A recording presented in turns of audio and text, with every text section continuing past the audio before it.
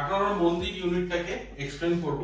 তো আমরা নিচ থেকে শুরু করি। নিচে রয়েছে ড্রয়ার, প্রোফাইল হ্যান্ডেল ইউজ করে যে ড্রয়ারের মধ্যে খুব সুন্দর করে এই ড্রয়ারটা রয়েছে।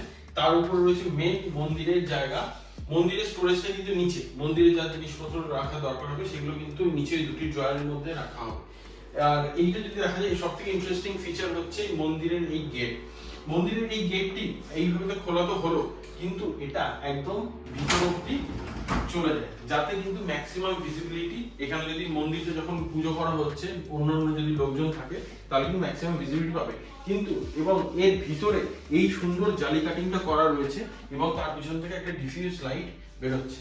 আর এইখানে যদি একটা ঠাকুরের মূর্তি এখানে থাকে, খুব সুন্দর একটা অ্যাম্বিয়েন্স ক্রিয়েট করবে এই ওভারঅল টোটাল জিনিসটা। আর উপরেও একটা স্টোরেজ স্পেস প্রোভাইড করা হয়েছে মন্দিরের জন্য।